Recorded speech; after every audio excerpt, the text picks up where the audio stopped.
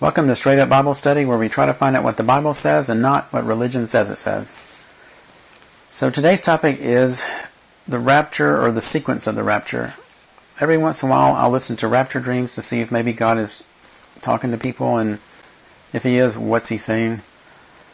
But I don't know. The sequence of the rapture that I'm hearing in most dreams doesn't line up with the Word. So I thought I would make a video detailing the sequence of it. Exactly what can we expect and what can we not expect. So this video will probably look like a long video if you just look at the minutes. But I'm going to break the video down into two parts. The first part will be just the basic subject, and then at the end I want to talk about rapture dreams and how you can trigger your own rapture dream if you've never had one and you want one. So if you're not interested in that, then you can just watch the first part and then skip the rest. But if you want to have one, you can watch the whole thing.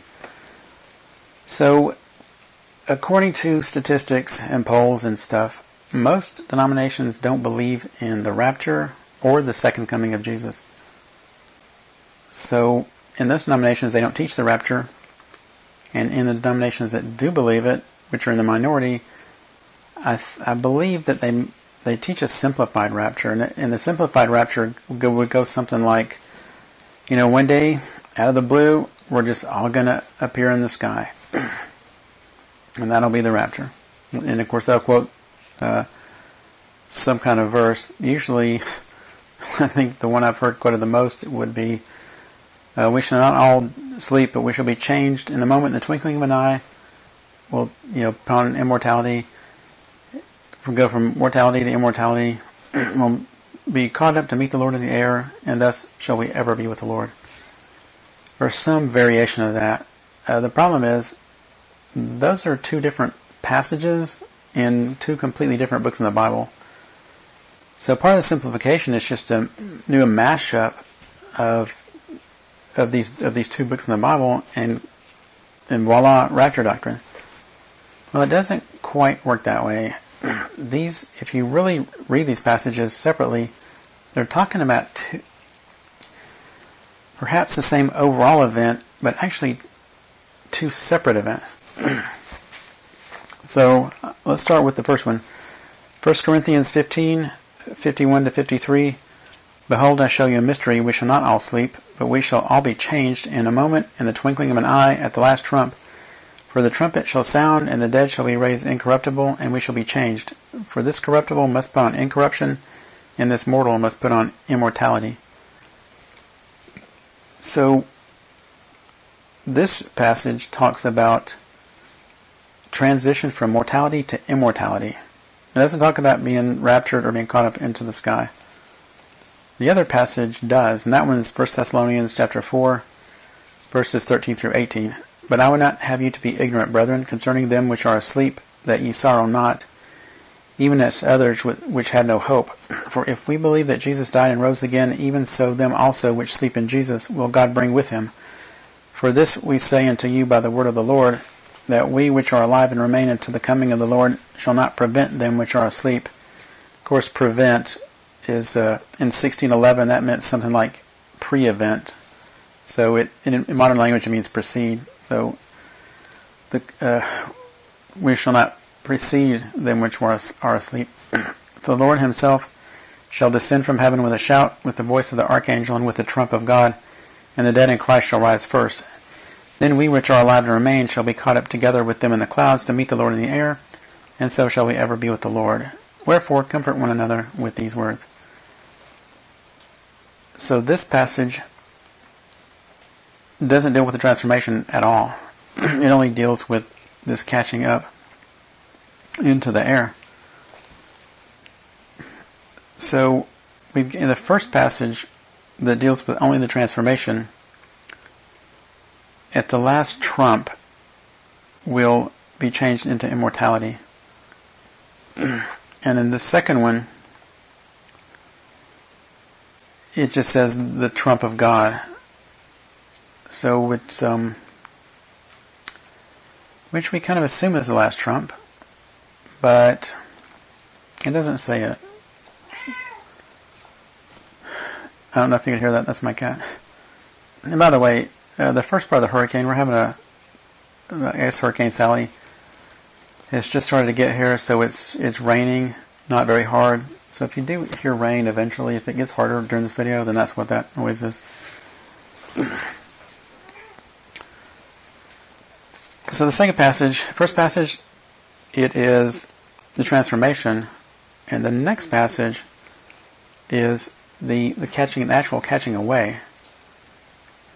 So, we hear just a generic rapture teaching. I've heard it taught that we'll be transformed on the way up, or that we'll be caught up and then transformed. Well, that doesn't work. Because if you think about it, you look at this flesh and blood body, if this thing is caught up into the clouds and you're inside a building, the first thing that's going to happen is you hit the ceiling and suffer severe, if not fatal, injuries. The next impact would probably be with the roof or the truss structure that makes up the roof. And that, I think, would be the fatal blow, assuming that you could survive ramming through a ceiling at extremely high speeds. The people outside would be incinerated by the friction of the body against the atmosphere. So it would be very much like a spaceship coming into the upper atmosphere.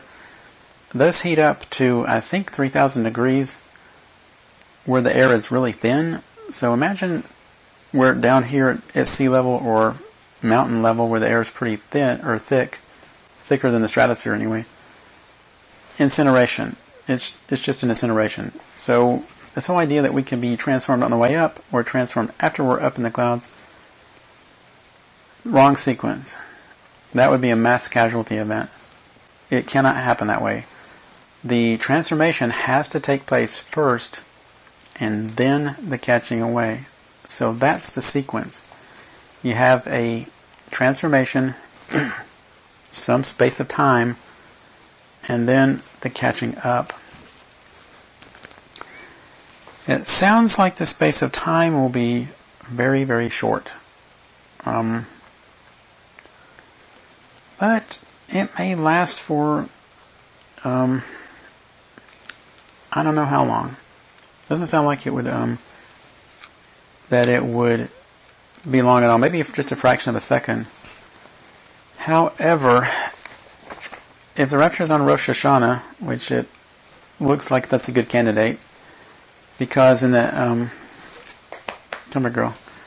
because in ancient Israel, when they looked for when they had to set the time for Rosh Hashanah, what they did was they had to take a visual survey of the moon, or a visual observation of the moon. And if they didn't see it, then they couldn't declare Rosh Hashanah. So they had a 48-hour window during which they can make this celestial observation. So even if the rapture is on Rosh Hashanah and we know that, then we still don't know the day and the hour because it's a 48-hour window. But I don't think I'll make a doctrine out of that because, we could be wrong. But Rosh Hashanah is a pretty good candidate. So if this last trump is talking about the Tekiah Gedolah on Rosh Hashanah, there's it ends with a Tekiah Gedolah, which is like the great trump, which is let's see. I don't know if this passage has the great. No, it just says a trump. Okay, so if this trump here is a Tekiah Gedolah, then that is like an extended blast on the trumpet, on the shofar, I mean. So if we're transformed at the beginning of that blast and then raptured at the end of that blast, then we could be transformed and then still standing on the earth or in a plane or a boat or whatever for however long that blast lasts. So the concept that the transformation and the rapture or the catching up are simultaneous, really, it just doesn't quite fit. because the transformation has to take place first. But even if it's only a fraction of a second between the transformation and the catching up, that would still be long enough time for somebody to observe a Christian who's about to be raptured. So, if you think about that, whoever's watching that, that's going to be really mind-blowing. Because this flesh and blood body, we've got wrinkles, blemishes, scars, excess body fat. All of that would go away. Science, if you listen to science teaches that we're generally symmetrical. But if you actually study people, you'll notice asymmetries within people's facial features and body features. So part of the transformation would be the blemishes go away, the scars, the wrinkles, all that, plus all our asymmetrical features becoming perfectly symmetrical. And that would be a type of beauty. Symmetry, this perfect symmetry that we don't see on earth would be a type of beauty that I don't know how to explain that. I don't know how to explain it. When you perceive a painting or something and you think it's beautiful, but you don't necessarily know why it's beautiful, I think when we perceive a perfectly symmetrical face and a perfectly symmetrical body, that it would evoke an inner response that we would call beauty. So I guess that's a rabbit trail. But it would, people watching somebody being transformed would see that and perceive the symmetry to be beauty. It would be otherworldly. It would be supernatural. So, if we're transformed at the beginning of the Great Trump and raptured at the end of it, and people are watching, because remember in the Gospels, and at least Luke and Matthew, where Jesus is talking about the rapture, and he says, 2 will be in the field, 1 will be taken, 1 left behind. 2 will be grinding at the mill, 1 will be taken, 1 left behind. 2 will be in bed, 1 taken, 1 left behind. Of course, I don't have those in order. But that describes a social setting, a work setting, and a home setting. Because in the field, of course, being not of course, but the field being the social setting. Historically, most cities and towns do not have something like a stadium or an amphitheater. So the logical place for the whole town to gather and have a festival or some kind of fair or a circus would be a field, because it's level, it's cleared off, it can hold everybody. So we tend to think of field as like a place to harvest stuff, but if you think about a county fair, they're always in a field. So I think since grinding at the mill covers the work scenario, that a field, I'm interpreting that as a social setting. Anyway, it doesn't really matter if it is or not, but it kind of, if it is, then basically pagans will be observing Christians in every aspect of life: social, work, home. So when this transformation takes place, you can imagine people in nursing homes, assisted living homes, people at malls, assuming there's no lockdown, of course, people on the street, in the stores, everywhere that people gather, even people in the bars, when Christians hang out in the bars. All these places where people could be looking directly at a Christian and observe this transformation.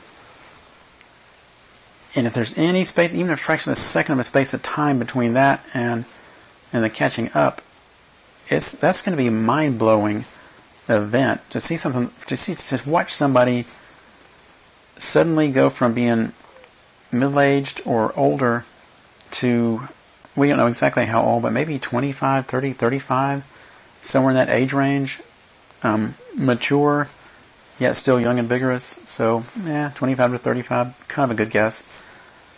and even teenagers suddenly becoming, zits are gone. They're not skinny anymore. They're just mature, 25, 30, something like that. That's going to be mind-blowing to anybody watching it. And that fits in with the sequence of how this seems to be described, the logic of it, the sequence and the logic of how the rapture would be. So there is a cult phrase called the Secret Rapture that has started to enter the mainstream church. And the idea of the Secret Rapture is it's a derogatory, demeaning, insulting, hateful expression that is used to place the people who say it above people who believe in the rapture. It's like they're looking down on people who believe in the rapture because of that secret rapture. It's like God has some kind of secret that He's keeping from the church. As if this verse or these passages didn't exist. So basically what they're saying is that God doesn't keep something secret in one time period and then reveal it in another. So according to this secret rapture thing, God would never use a phrase like, "Behold, I show you a mystery," because, well, it would just be known. Everything is just known. Anyway, so that phrase originated in a cult, from the best of my knowledge, but is now crept into the mainstream church, because I've heard it on Christian television from people who should never be using that phrase. So every false religion on the planet, every cult, every false religious system has a verse that debunks it. Usually the verse that says that Jesus is the way, the truth, and the life, no man cometh to the Father but by Him, that pretty much covers pretty much almost all of them. Because the one thing they usually all have in common is they deny the divinity of Jesus. They deny that He's the only way. So that's pretty much a go-to verse, but there are other verses that debunk cult beliefs. The verse, I can't quote it, but I think it's in the Gospel. I think Jesus is the one who said it, where He said, "Beware of false prophets in sheep's clothing, that they're like ravening wolves." And we kind of have shortened that to beware of people in sheep's clothing. Well, that, it seems, when He said it, it seemed metaphorical. It's like, oh yeah, beware of people in sheep's clothing. That's something simple that, of course, that's not a direct quote, but that's the way we have corrupted it. But it seems simple, like something you could teach a child. But it's actually literal. Because Freemasonry, when people join the Freemasons, the first thing they have to do is they have to kneel down in front of a man and take an oath to him or swear allegiance to him as Lord. Well, as the Christians, we already have a Lord, so we can't do that. So he appears to the inductee wearing a literal sheepskin.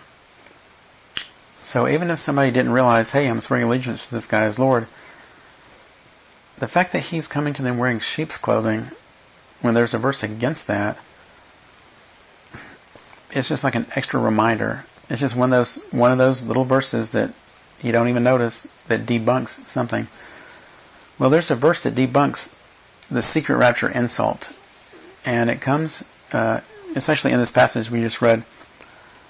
For then we which live and remain shall be caught up together with them in the clouds. Well, that word translated caught up is harpazo. And it's not spelled with a D, but it's pronounced with one because Greek. So harpazo means something like to snatch away or to be caught up, to snatched away by force. It has several translations like that. Well, part of the meaning of the word that I've never heard taught, which seems really odd, but maybe we just didn't need that part of the definition until now. The word harpazo, it includes the meaning of not secret. So whenever the verb harpazo is used, it means not secret. So it's open. So the catching up, the harpazo event, the rapture, will not be a secret. It'll be open. So if that part of the rapture is open, then the transformation also will be open. So even if people even if Christians are only here for a fraction of a second before the main harpazo of the rapture, or actually that technically is the rapture, then that's enough time for people to see it and to register it, and for it to be not secret. So the sequence of the rapture would be transformation followed by some space of time, whether it's a fraction of a second or the length of the Tekib Gadalah. It's going to be observable. And then the rapture itself, the harpazo part, will be observable. What would that look like? I kind of think that people, based on something in the Old Testament, that believers would simply disappear. But it's possible it wouldn't happen that way. What form would the disappearance take? We don't really know, but we can look at other scripture and speculate.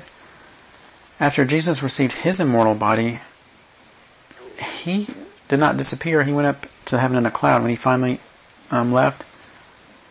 In the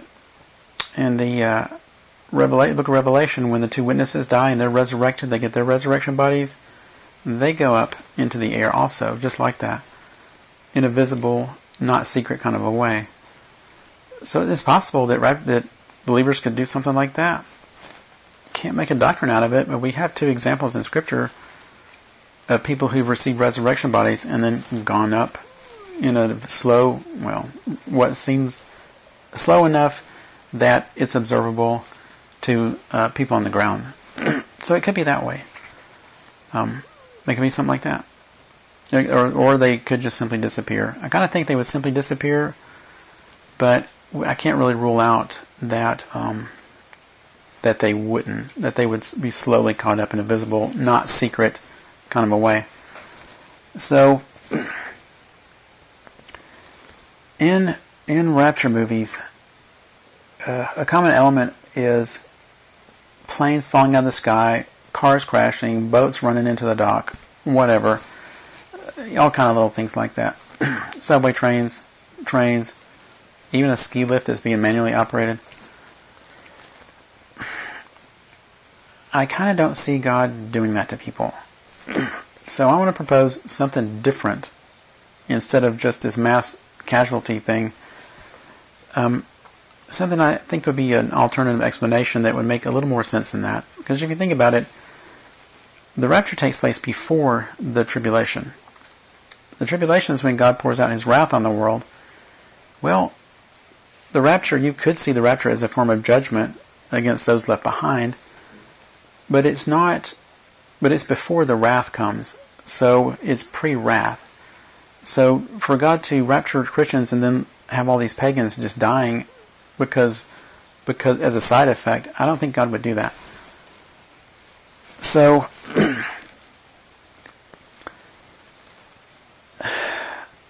because the transformation and the catching away appear to be so close in time, I don't think there'll be enough time for Christians to park cars on the side of the road and then be translated upward or caught up. There definitely wouldn't be enough time to land a plane unless you landed it right where you were. So if you go into, I think it's 2 Kings, where Elijah is caught up in the chariot or the whirlwind, and Elisha's on the ground saying, Israel's chariot and horsemen. And when Elijah's gone and Elisha goes back to the prophet's disciples, they tell him, or they say, should we go look for him? let's send some people to look for him. And Elisha tells him, no, don't worry about it. He's gone.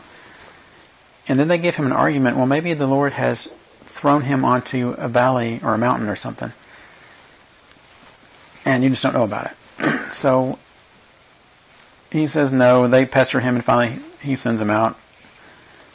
And then they come back. We couldn't find him. I told you so. We're paraphrasing all that.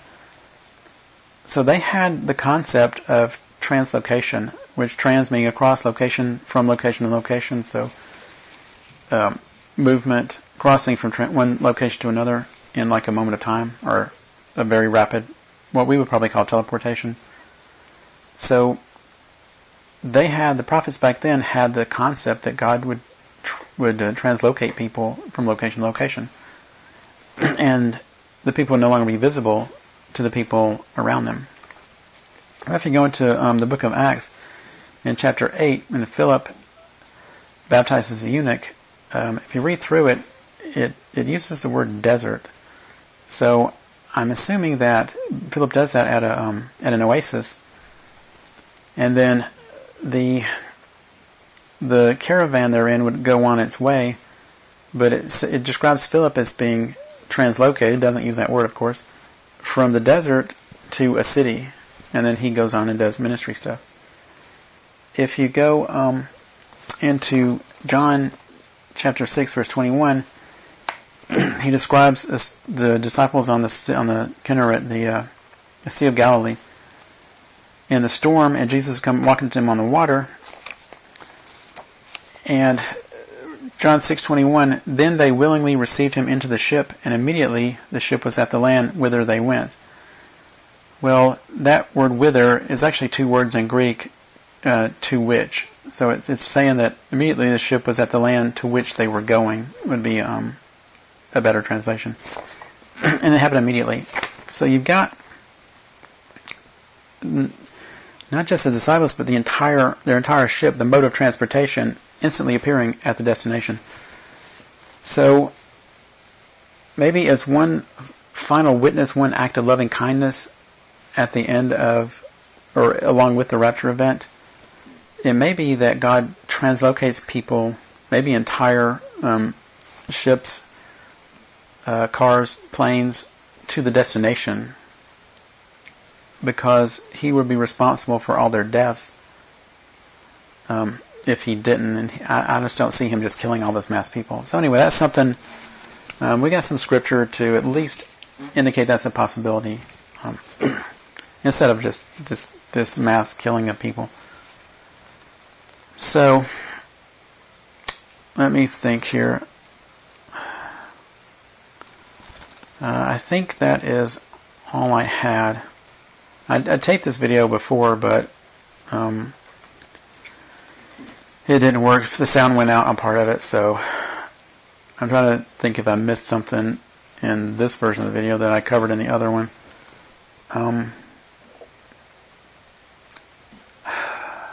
I think that's pretty much it. So the sequence of the rapture is transformation, some space of time that people can observe in the not secret transformation, followed by the catching up, which also would be not secret. Now, on to rapture videos. So every once in a while I'll listen to rapture videos, just trying to is God really speaking to people? Just trying to find out if he is. And I think rapture videos fall into three categories. One are plausible, that I can imagine, yeah, that does sound like something God would send to somebody. Another section of dreams which are fake, including dreams like the one I heard in which this person was describing the opening sequence to the Left Behind movie with Kirk Cameron. So probably not a good idea to use a movie that's based on a series that I think sold over 100 million books, because people notice that. And the last category, the largest category, would be rapture dreams. They're just ordinary dreams, and they happen to be about the rapture. So there's a type of dream called a lucid dream. In a lucid dream, you basically are awake inside your dream. So something will happen in the dream where you'll realize, hey, I'm dreaming for whatever reason, or something weird in the dream will happen that will cause you to realize you're dreaming. So, I guess I'll talk about that in a minute. Lucid dreaming is something that you can do. You can trigger it. And there are several reasons why you'd want to do that, or why some people want to do that. You may not care about it. But just to be a little, for completion, or completeness, one reason is entertainment. Because once you realize you're in the dream, then suddenly you can begin to control it. So, if you wanted to create a door, or if you saw a door and you wanted there to be like sword and sorcery land beyond that door, well, you could kind of will that to happen. You could open the door and go in and fight dragons or whatever. Or if you wanted to visit places on the earth that you've never been, that you've only seen it in pictures or on video or something, well, you could visit a place like that. If you want to meet a celebrity or a historical figure, you could do that. Of course, it would not be them. It would just be your subconscious creating that environment. So, entertainment. Another thing to use the lucid dream for would be I hate to use the phrase self-help, but maybe self-improvement, or as a way to solve your problems. The scientific concept of dreaming is that it all takes place inside your head. So everybody in the dream is created by your subconscious, and they're all basically you. Or everybody in your dream is an aspect of you. So the dream is the one place where your conscious mind and your subconscious mind can talk to each other. So if you know you're dreaming and you walk up to a dream character, you can ask it questions, or him or her, not it, but him or her. And you can ask things like, hey, why does this person annoy me so much? Why do I feel anxious or nervous or afraid when I get into a certain type of situation? How can I quit? How can I break this bad habit I've got? Just, whatever your problem is, you can ask your subconscious mind about it and get some kind of answer. As a Christian, you probably want to pray about something and let God lead you, but, that's another way to do it. So it's almost like a form of therapy. Some pagans see lucid dreaming as a enlightenment, is a path to enlightenment. And of course, as Christians, we don't believe in that. But you can imagine why they would think that. It's if they're going into their dreams and talking to their subconscious, I know it sounds funny, but that's what they're doing. And they're solving their problems, and they're getting the junk out of their life. That would seem like a path to enlightenment, because the more problems you solve, the more at peace with yourself you would be, and the more at peace with the world around you would be. So, that would give the illusion of enlightenment. So, those are three of the things that you would want to have a lucid dream about, or 4 reasons that you would want to have one. So, most people don't have lucid dreams, therefore they have to be triggered by something. So, if most of what we dream about is things that happen during the day, it may not be the same night, it could be delayed a night or two, maybe even a couple of weeks. So, lucid dreamers will test reality during the day in the hopes that that testing will work its way into a dream, and then they will wake up in the dream and realize that they're in the dream. So in dreams, you may have noticed this. If you're reading a book, or maybe a road sign, or a poster, or a digital clock, not an analog one, and you look away and you look back, the words have changed. So you can start reading again, and it's something else. That just happened to me this week. I had a dream just like that, where I was reading a book or something, I looked away, and then boom, the words changed. Well, what lucid dreamers will do, they'll look at digital clocks throughout the day. Is one possible test. It's just one way to trigger a dream. So they'll do it just periodically through the day, not all the time, and they'll make a really conscious effort to be serious about it, and to really focus. They'll read the clock look away, look back. If the time is wildly different, they're in the dream. If the time is the same, they're awake. If the time is changed by 1 minute, they're probably awake, but it would be time to do another test.